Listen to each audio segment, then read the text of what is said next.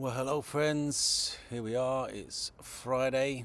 It's the final day of Take 5 reading for this week.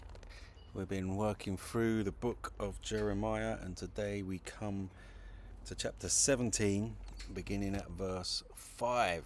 This is what it says. Thus says the Lord, cursed is the man who trusts in man and makes flesh his strength, whose heart turns away from the Lord. That's a theme that's come up a few times in the readings this week. This idea that as humans we are not capable of doing life on our own. We're not capable of being completely independent.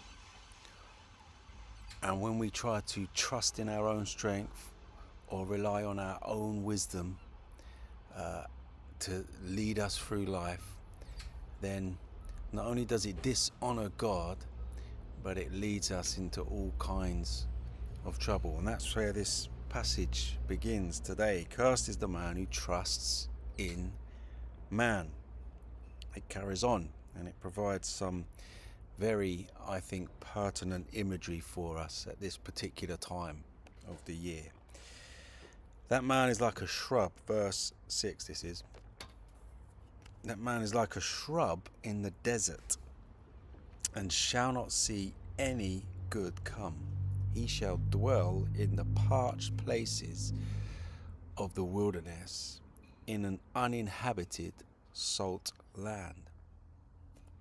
But blessed, verse 7, is the man who trusts in the Lord, whose trust is the Lord. He is like a tree planted by water, that sends out its roots by the stream, and does not fear when heat comes, for its leaves remain green, and is not anxious in the year of drought, for it does not cease to bear fruit. Those of you who are familiar with Psalm 1 will note the parallels in this particular passage in Jeremiah chapter 17. It talks about the difference between a person who trusts in themselves and a person who trusts in the Lord. And it provides some really powerful imagery for us about the difference between those two kinds of people. Really relevant imagery. We're in a time of extreme heat and of drought in the UK. We're not so familiar with seasons like this, but we are, for the last several weeks, been in a season of drought.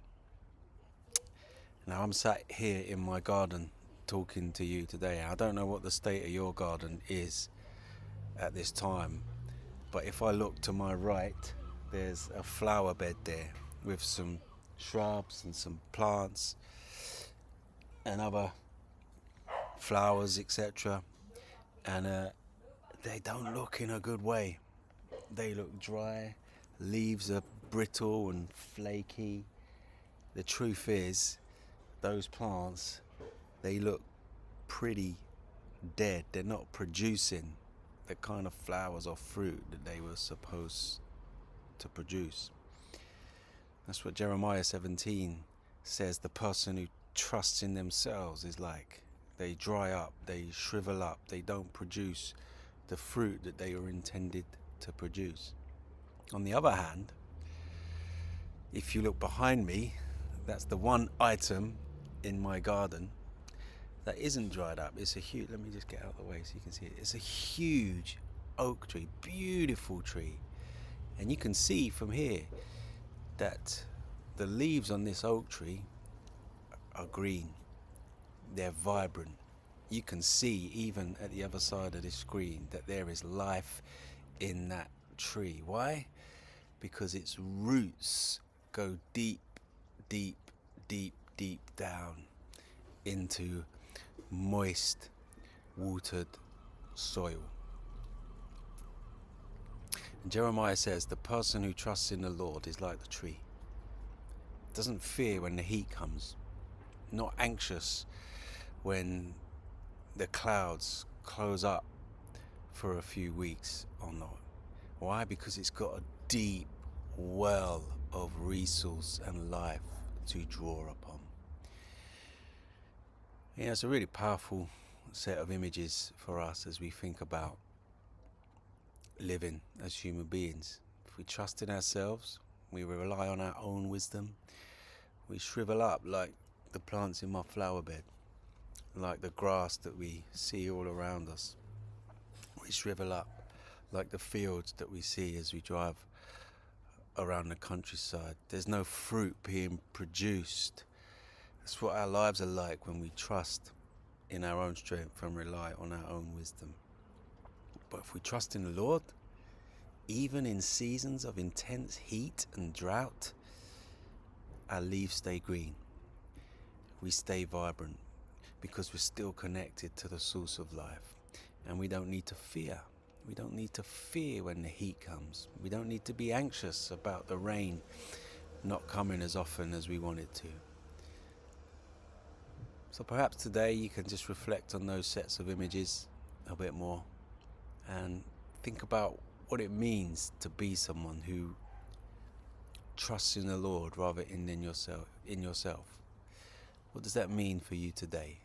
What actions do you need to take today to put your trust in God and to protect yourself from trusting too much in your own strength?